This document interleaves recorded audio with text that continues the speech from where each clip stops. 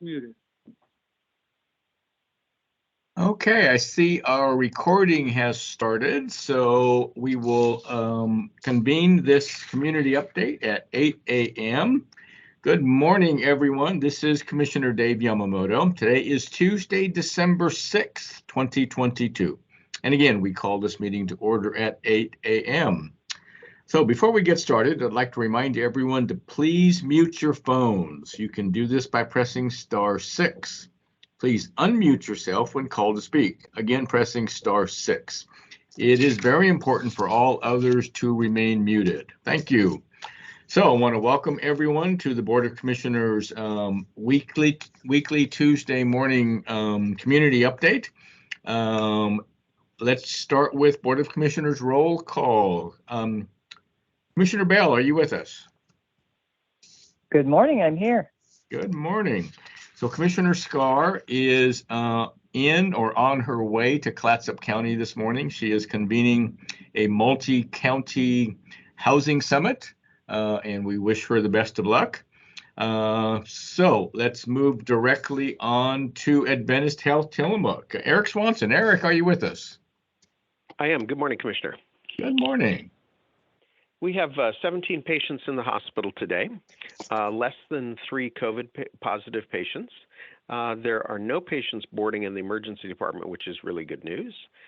We have 7 surgery cases scheduled today. All are elective, non-urgent. Our paramedics transported 7 911 transports yesterday, no transfers, and 1 transport home. The number of hospitalized patients with COVID-19 across Oregon is 363, which is 7 less than yesterday. And this is from the November 30th update from the OHA. There are 38 COVID-19 patients in intensive care unit beds, 4 less than yesterday, 13 are on ventilators. 4.9% of all emergency department visits across Oregon were for COVID-like illness, and there were 5,416 ED visits across Oregon yesterday. There are 19 available adult ICU beds out of 342, which is 6% availability, and 72 available adult non-ICU beds out of 1,930, which is 4% availability. The Oregon Hospital Association is tracking the number of patients who are either being boarded, waiting for a room, or having discharge delays. And that number is consistently around 700 for the entire state.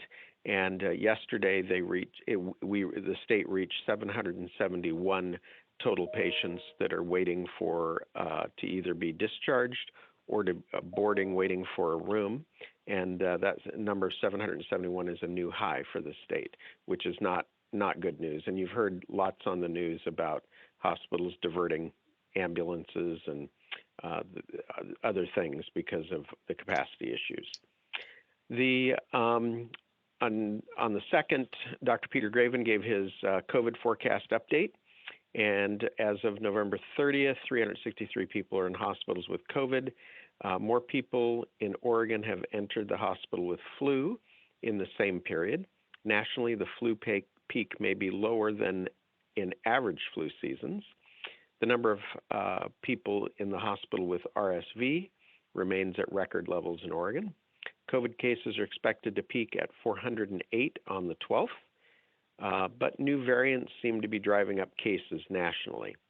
Oregon should be at or near a peak for RSV, and cases are expected to drop but remain high for the next 2 to 3 weeks.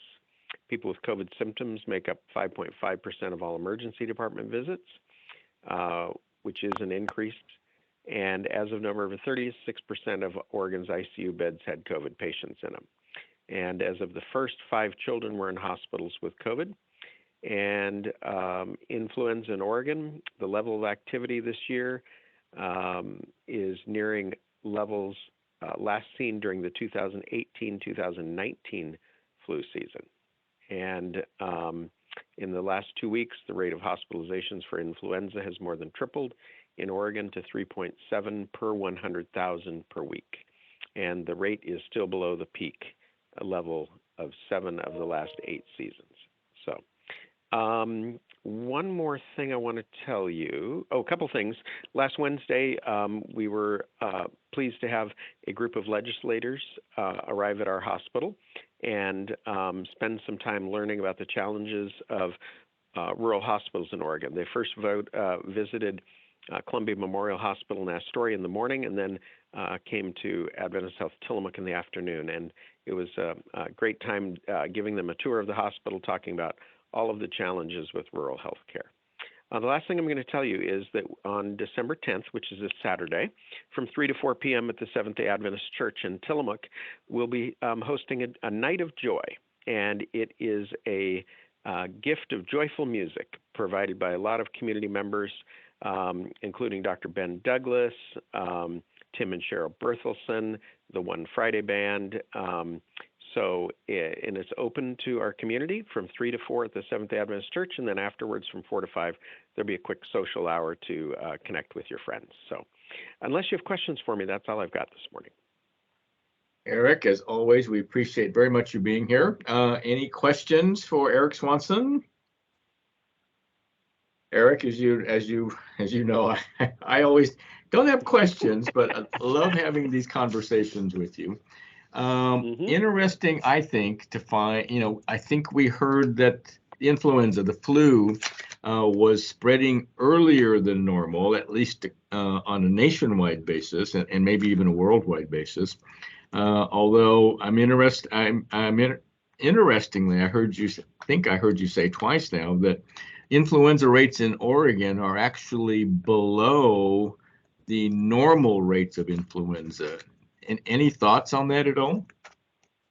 Well, I just am reviewing his report here, and he said, just like you said, Dr. Graven said that in addition to being much sooner than a typical influenza season, it is similar to peaks in other seasons. And, I just don't have a lot of expertise in that area.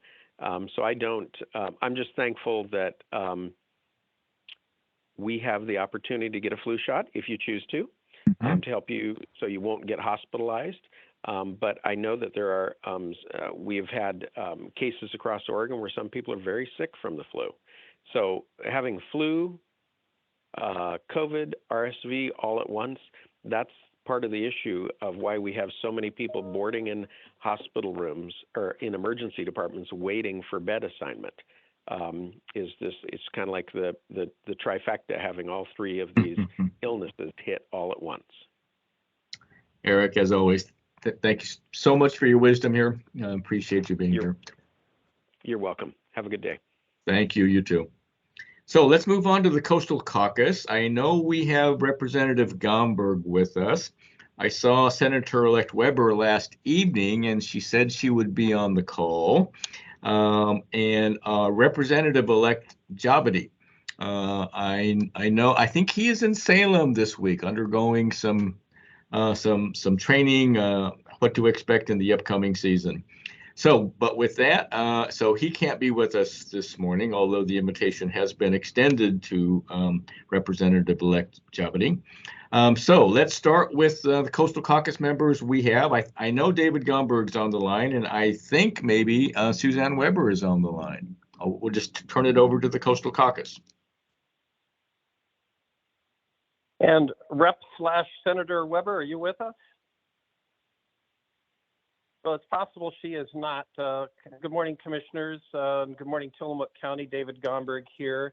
And part of what's going on is that this week has been designated Legislative Days, which is a quarterly gathering where legislators return to Salem, and we have a lot of committee meetings and hearings and other kinds of activities. But before I get into that, I wanted to begin by saying, commissioners, I hope I will see you and many others from Southern Tillamook County in Pacific City this evening when the Pacific Neseca Woods Chamber of Commerce once again hosts their seasonal celebration and an awards banquet. It's going to be a great gathering celebrating all things Southern Tillamook County, and it's been canceled the last couple of years. We're going to be back there in person and enjoying each other's company, and as I said, celebrating all things Southern Tillamook County. I hope to see so many of you there.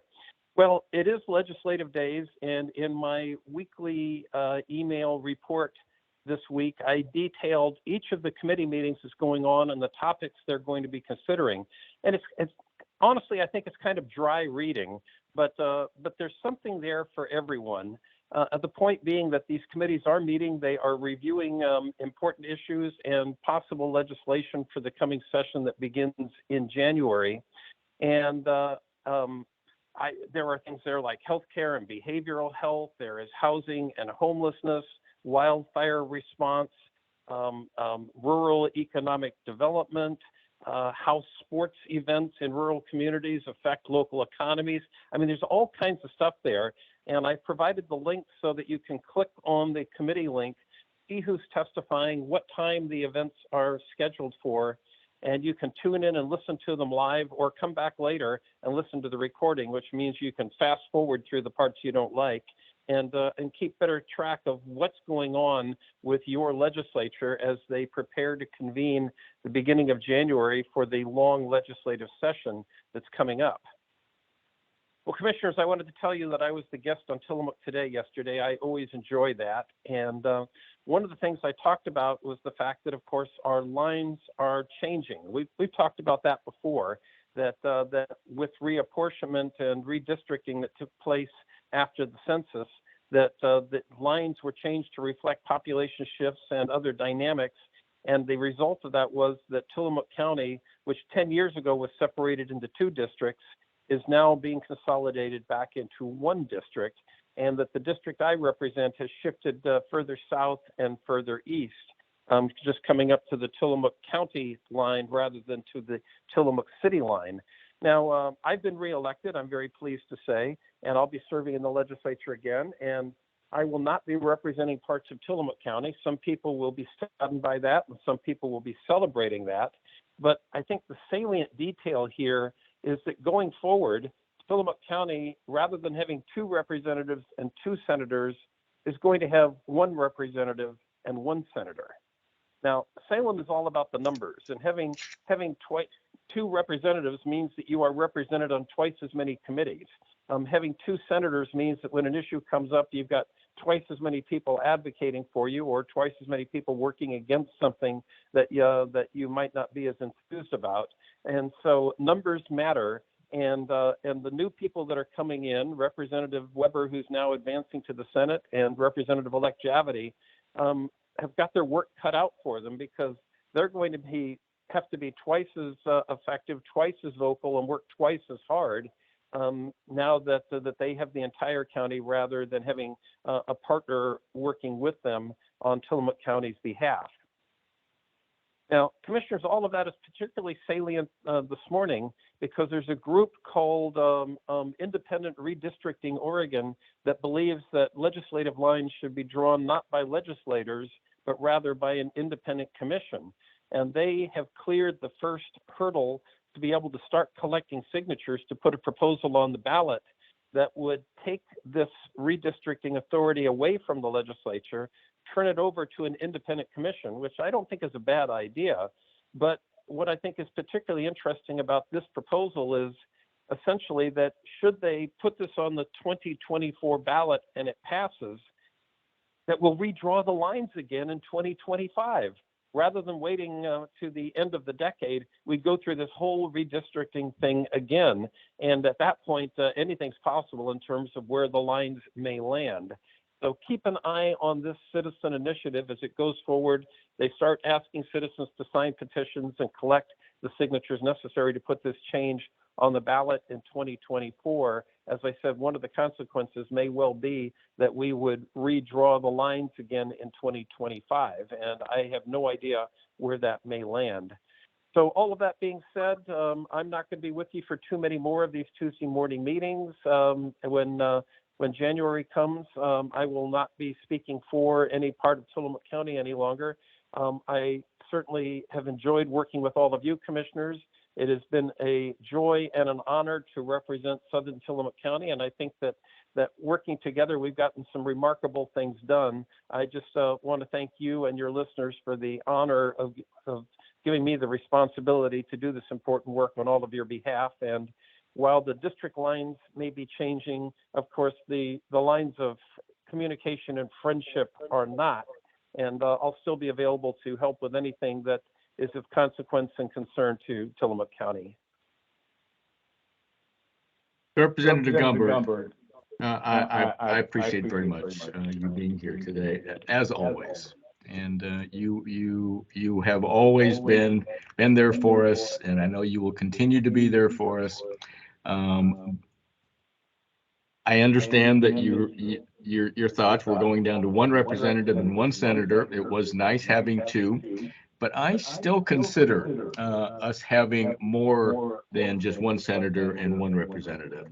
Even though you will no longer be representing any parts of Tillamook County, I know you always have a door open, and you're willing and able to hear from us. And I believe Senator Anderson will be the same way. So again, I'm hoping you maybe continue to drop by our calls on a regular basis. You're always welcome, and you are still our representative until the end of the year, and I'm hoping that you will be with us on our Tuesday morning calls, at least until then. But David, as always, I wish you the very best, and I will see you in Pacific City this evening.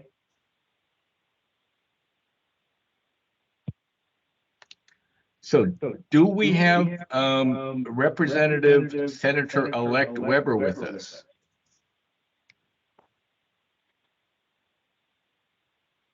Apparently not. I know she was also going to the Housing Summit in Clatsop County, but I thought she said she was going to be there early and would log on to our call. Hopefully, if she logs on later, we will give her an opportunity to speak with us. So let's turn this over at this point to the Tillamook County Community Health Center. Do we have Marlene Putman and/or Ed Colson? Yeah, good morning, Commissioner. It's Ed Colson here with the Health Department. Good morning. Good morning. Well, as of November 30th, community transmission of COVID-19 remains high due to a test positivity rate over 10%. Now, the county, as of November 30th, had 31 new cases of COVID-19 and a test positivity rate of 40.82% measured over the past week for Tillamook County. However, community level of disease impact is low, with 2.6 new COVID-19 cases admitted to the hospital and 2.3% per 100,000 staffed inpatient beds occupied by confirmed COVID-19 patients. Now, the CDC provides these measurements per the CDC COVID-19 community levels map tool, and that helps individuals make decisions about their personal risk and safety.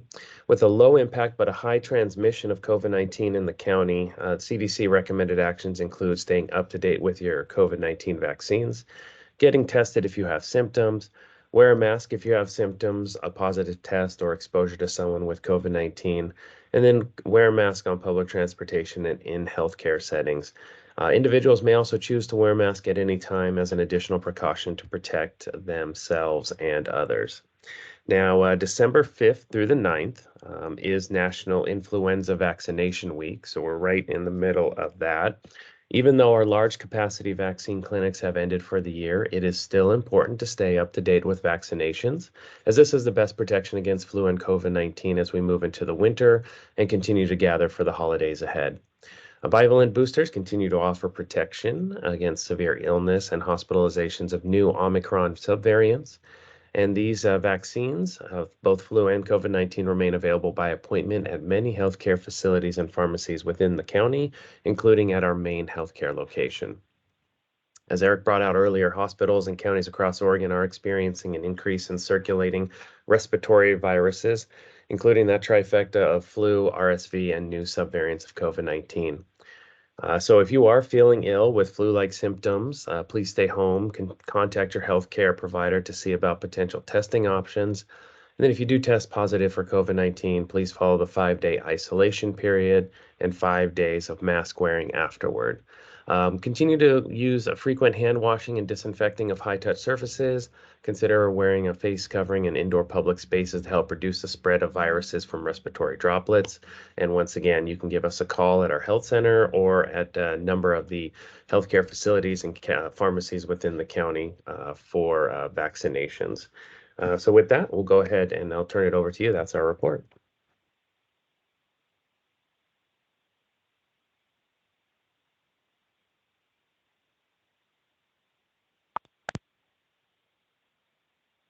And we'll turn it back over to you, Commissioner Yamamoto.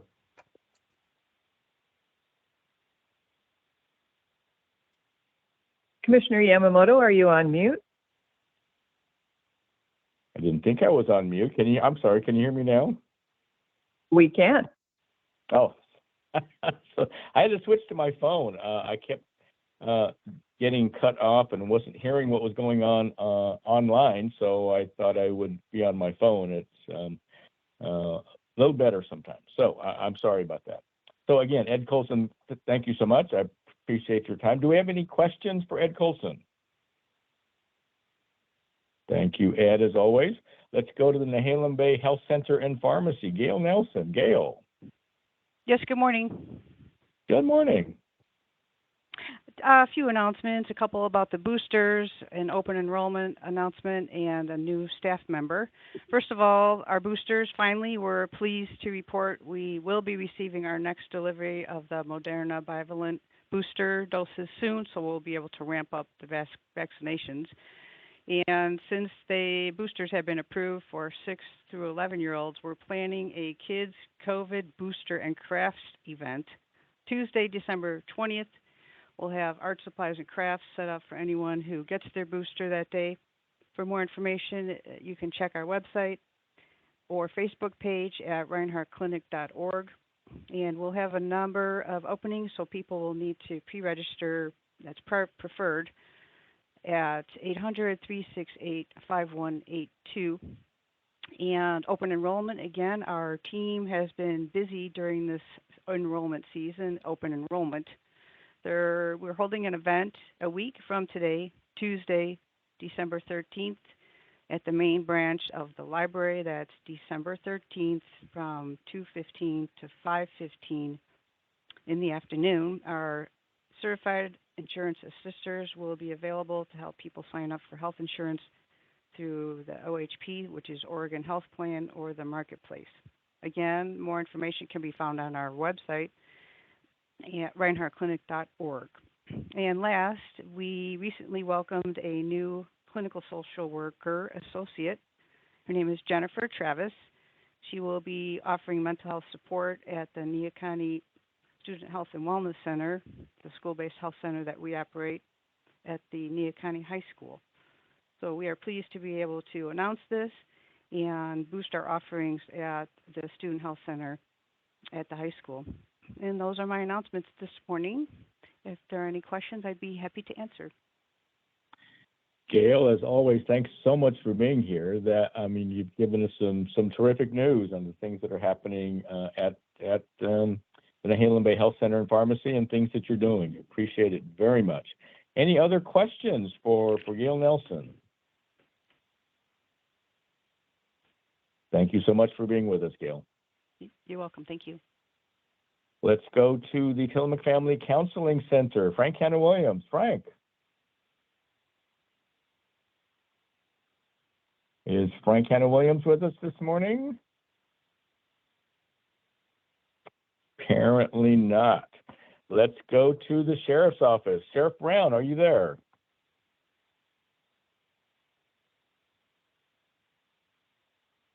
How about Under Sheriff Kelly?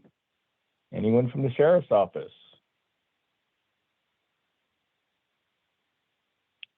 Gee, I hope there's not a whole lot going on today that neither one of them are with us. They're normally here on Tuesday mornings. So, but being the first Tuesday of the month, we are extremely happy to have the Oregon Department of Transportation with us, Bill Jablonski. Bill, are you there?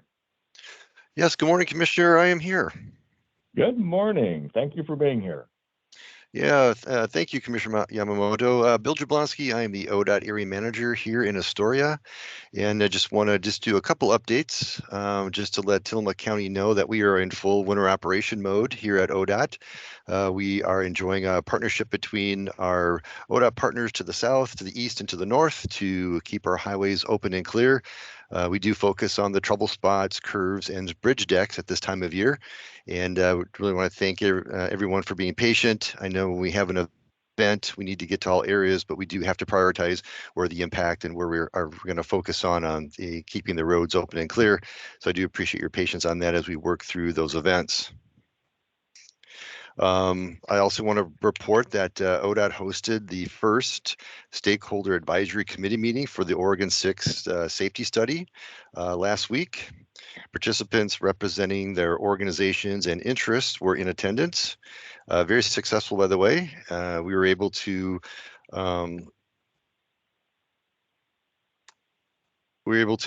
take feedback from their experiences with Oregon 6 that will be part of determining the priority and for the repairs and fixes of Oregon 6 as part of our submittal to the legislature here in September of 2023.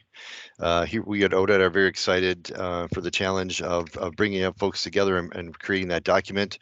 And it's such a collaborative effort. And stay tuned for more to come on that. And Commissioner, that is my report for this month. Bill, thank you as always. I think we kind of just looking from untrained eyes, I think we had kind of an early snow season start here in West Oregon.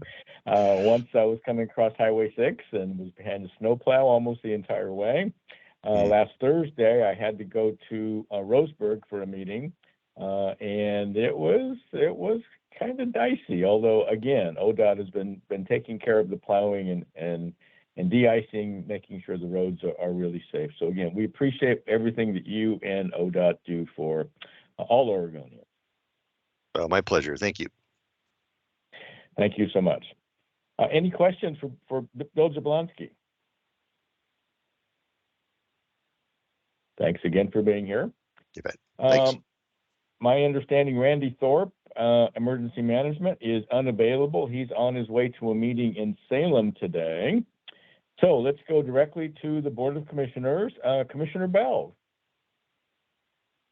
Good morning. Good morning. Well, I would like to mention that I had a flu and COVID shot combination. I had them both at the same time before Thanksgiving because I was traveling for Thanksgiving and I didn't want to inadvertently take any kind of virus with me to visit my family, but also I didn't want to get any kind of virus while I was traveling. So I had the flu and COVID boosters about a week before Thanksgiving. And I'm mentioning this because I didn't get sick at all. I didn't have any reaction at all. And it was very encouraging to me because I have been sick after previous boosters. I have been sick for a day or so. And I was just really pleased that I didn't have that reaction this time. I didn't even have a sore arm. I really didn't even have any reaction at all. So I'm just sharing this with people in case you're putting off getting a flu or COVID booster and you're dreading getting sick again. It might not happen. I was interested to hear what Representative Gomberg was talking about a private commission to do redistricting.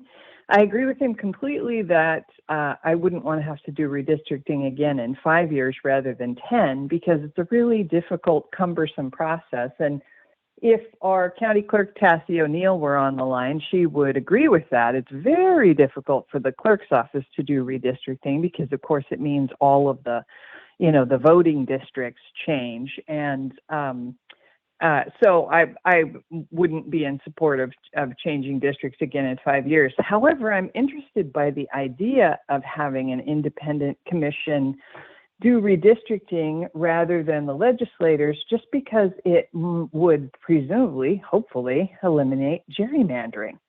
And that also makes me wonder, well, why don't we pass some kind of legislation that prevents gerrymandering?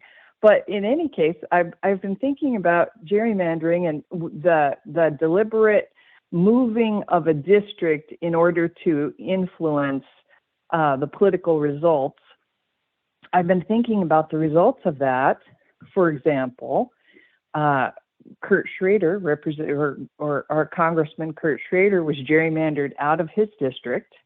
And so as a result of that, he lost the primary election, he lost it to Jamie McLeod Skinner. And then Jamie McLeod Skinner lost the election to Lori Chavez sorry, I'm mangling her name. But in any case, it backfired. I totally mangled her name. I'm sorry. But it totally backfired. So we no longer have Kurt Schrader, and the gerrymandering effort backfired. And I can think of a number of examples of cases like that where there was a political manipulation that completely backfired. And I just think, we should be able to prevent that. And maybe if an independent commission were in charge of it, that would prevent it. So I think that's worth checking out. And I wanted to talk a little bit about in our board meeting last week, we had a public hearing for, it was draft ordinance 88. And what it was about is establishing a business license for businesses in unincorporated Tillamook County.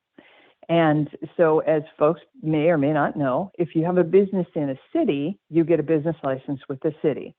But in unincorporated Tillamook County, there isn't yet any business license process. So that's what the hearing was about.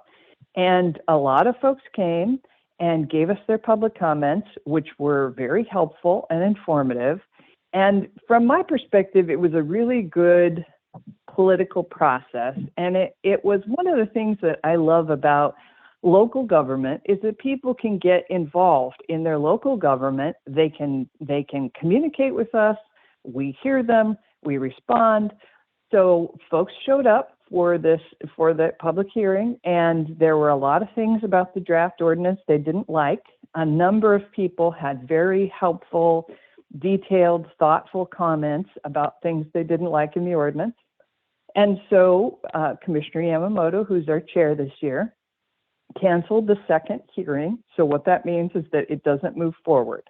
So we canceled the second hearing, and I am convening a work group of local business owners and allies. I'll probably invite folks from the chambers, et cetera, to get together and talk about moving forward with an ordinance that would work for people, that would address their concerns.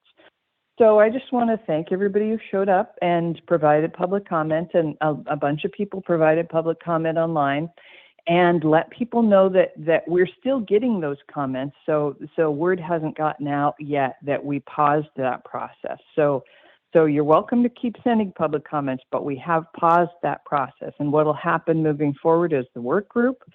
And then the work group may recommend to the county commission a new version, a different ordinance. But if we do, it will have addressed the concerns that people brought to our attention. So thanks for participating in our process, and that's where we're at with that. Thank you, Commissioner. Commissioner Bell, thank you so much for those comments. So things have been busy on my end. Again, I mentioned that I had to go to Roseburg last Thursday for a meeting on Friday. That was for the AOCC, the Association of ONC Counties, which is the Oregon and California Timberlands, of which I'm a board member. And it was a great meeting. We had the West Coast Director of BLM, the Bureau of Land Management, and he brought several of his staff members and did just a terrific presentation to us. It's interesting to see that in certain areas, especially with BLM and ONC lands, we seem to get better conversations with the directors than we do at the state level. Although last evening, Tillamook Working Lands and Waters had their holiday celebration at the Tillamook Chamber office, and we had a great time there.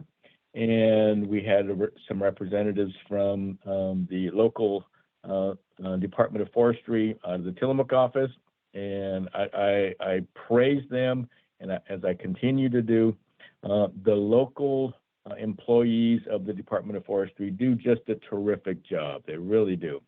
Unfortunately, I can't praise the upper management that we deal with in the Board of Forestry. It seems like we just testify continuously before them and don't make a whole lot of progress moving forward. But be that as it may, I am leaving again on Thursday, about noon or so. I have to go down to Coos Bay. I am also a member of OPAC, the Ocean Policy Advisory Council, and we're having the last meeting of the year in person in Coos Bay. It's going to be very interesting. We're dealing again with the Rocky Shores habitat issues, and it's going to be a fun evening, a long drive back on Friday late afternoon, but I am looking forward. Getting back together face-to-face at these meetings is really important. One other thing I want to bring up, you've heard me talk ad nauseum perhaps about the NOAA Fisheries FEMA biological opinion and how devastating this is going to be for Tillamook County, for Coos County, and it's going to affect 31 out of the 36 counties in the state of Oregon. We've been working very hard, especially at the county, in conjunction with our attorney and with Sarah Absher, who's doing a great job in keeping me on the straight and level, so that when I'm talking about these things, I really understand what I'm talking about. This is a very contentious issue. It's a very complex issue. It would take me really an hour or so to really explain to you fully exactly all the issues involved. But basically, it's about endangered species, mostly anadromous fish, and our floodplains, which in Tillamook County, we have lots and lots of floodplains. So what could happen? And we've been working on this with NOAA Fisheries and FEMA for over 8 years. Now, I've been involved with it for that long. And it's just an onerous process moving forward. So what's going to happen if the current iteration of the biological opinion gets put into place? Then we're going to lose property rights. If you own a piece of property in a floodplain, and you have already built on your property in the floodplain, that property will be grandfathered. However, if something were to happen, if you want to expand the footprint of your buildings in a floodplain, or if something were to happen and you had to rebuild, you would not be able to do that. And it would be the responsibility of the county to enforce that. NOAA Fisheries and FEMA have never been, or FEMA has never been a regulatory agency. This is going to make them a regulatory agency. But they're passing on the enforcement to local jurisdictions, cities and counties. If we don't abide by the BIOP, it's the hammer that they have is that anyone that purchases FEMA flood insurance policies would no longer be eligible to purchase those flood insurance policies. And the emergency grants that we get after a major flooding event, those monies would also not be available to the county. So the hammer that they have is quite large also. So we started working, and we've been working with Congressman DeFazio for a lot of years on this. About 5 years or so ago, he did put a pause, 3-year pause, on the NOAA Fisheries FEMA BIOP, which we appreciated very much. They were supposed to quit working completely on the project, and they did not. Behind the scenes, they were continuing to work on their biological opinion. So we've been in further conversation with Congressman DeFazio, who is retiring now. We're losing one of our great champions on this BIOP in him. And he has an idea that he would like to perhaps initiate another pause before he leaves. The omnibus appropriations bill is coming up this month. And he told me that one of the issues here, if he could, he wants to do this, but he would really like more support from other members of the Oregon federal delegation. So we put together a letter which I sent to all 122 commissioners across the state, asking them to support a slowdown in this NOAA Fisheries FEMA BIOP. And the response was terrific. I think we got like 17 individual counties to sign off. And then I addressed the Eastern Oregon Counties Association, representing 15 Eastern Oregon counties. That was an hour-long conversation I had with them. And they voted unanimously to support what we were doing.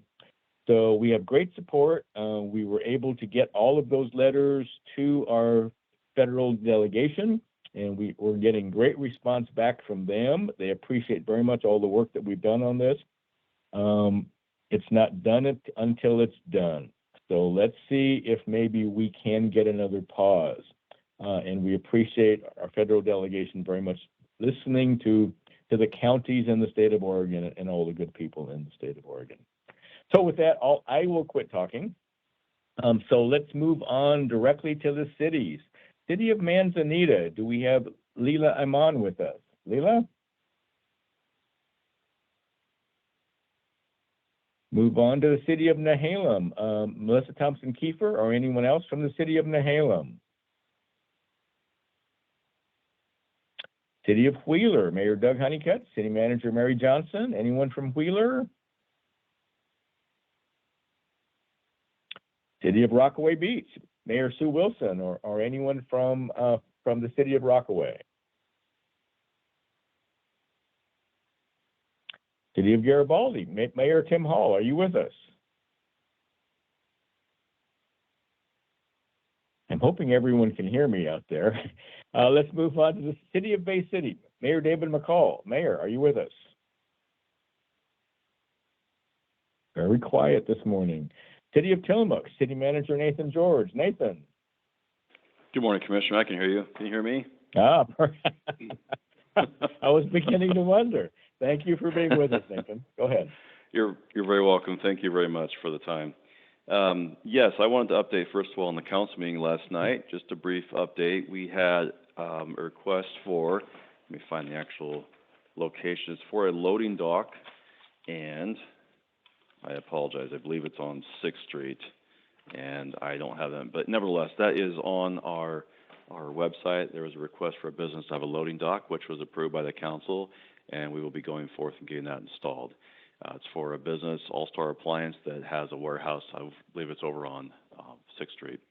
Also, according to the Oregon General Attorney, when it comes to salary discussions, the opinion of the Oregon Attorney General is that we have salary discussions for executive directors have to be in the public meeting. So last night we had some information I had proposed to the council about executive director, in this case city manager salary, and I'd provide a bunch of information to the council for their consideration as we work on renegotiating my contract.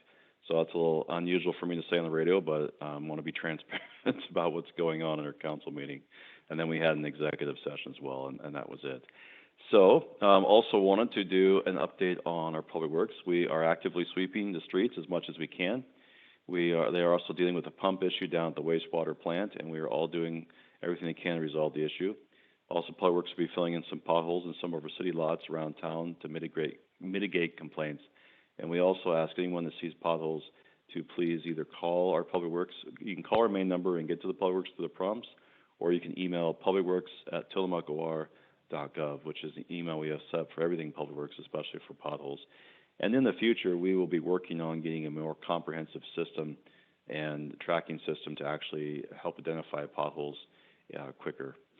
Also, and one of the issues we have, of course, is the lack of staff right now, but we are working hard to do everything we can. We appreciate the public's interest, everyone's patience as well. Post-Christmas tree lighting was cleaned up, and the Public Works Division, Water Division of Public Works Department are finishing up the water line project south of Main. And the advertisement for the RFP, which stands for Request for Proposal, for the $12 million water line project will be posted on the city's website for any interested engineering firms to apply. So that is going out this week. In the police department, we are completing our quarterly in-service this week. One component is the TASER recertification that is required each year for the officers. As it gets colder, please be mindful of slick road conditions when headed out of town. Sergeant Hollis completed his 80 supervisor certification through the DPSST, which is Department of Public Safety Standards and Training. And we'd like to thank everyone who attended the events last Saturday. Thank you for the continued support of the fundraiser for our police department and Friends of the Concerns of Police Survivors. It's COPS, Concerns of Police Survivors. Oregon chapter, it's the largest fundraiser they have. And it was also a great day on Saturday as well, with 197 wrestlers who participated in the event. Some were confident, some were scared, and some were nervous as they stepped on the mat to compete, yet they all did. And in the eyes of our city and our police department, they were real heroes in the building. A huge shout out to the appreciation for Lieutenant Troxel, his wife Nicole, and the rest of the volunteers of the Moat Club, the Tillamook High School, and most importantly, the parents of those kids for all their hard work to make the event a success. The police department and our city really believes these types of community events are so important to strengthen relationship with all of you. And that's why we will continue to have opportunities to do so. And we appreciate our community, and it's definitely an honor and privilege to serve you. I wanted to say that in the past, the police department was not involved in a lot of events, and we've really changed that to get them more visible and more involved with everyone, because we feel it's really important. I feel it's really important in community building. Also wanted to say we appreciate police department and the city appreciated being able to help out with the fire district at their annual toy drive at Fred Meyer's. I was there when that was occurring, and that was a really great turnout. We are blessed to be able to participate in the festivals, celebration of holiday season, and with the tree lighting celebration and the light parade, which were all very, very fun to watch. So just a reminder that if anybody has any concerns or questions, so please contact the city. And always, as always, if you see something, say something. Please, if you see something going on that seems odd or out of place, please call 911 if it's an emergency, or at least our dispatch if it's a non-emergency. And that helps keep our community safe, and also helps all of our emergency response be able to appropriately respond in these situations. That's all I have, Commissioner. Thank you so much. Nathan, as always, we appreciate so much you being here on our Tuesday morning calls. Thank you. Thank you. Last but certainly not least, Doug Olson, South County. Doug, are you with us? I am. Good morning, Commissioner. Good morning. Yes, a couple of things going on down here. I'll start by putting on my PUD director hat and just say, as you heard from the ODOT folks and others, that PUD is ready to go for winter season, as we are every year. And somebody's going to lose his power over the next weeks or months. It always happens. But our crews are well trained. They know exactly what they're doing. They've got the right kind of equipment. They'll be back out there and hopefully restore the power in a matter of minutes or hours, and certainly not days like it was some years ago. It's in almost every case, the power comes back up within a matter of 3, 4, 5 hours, regardless of what the cause is. So we're much better at pinpointing and getting the job done. So that's the PUD story. We're ready to go. Second thing mentioned earlier today was our annual banquet here in Pacific City tonight.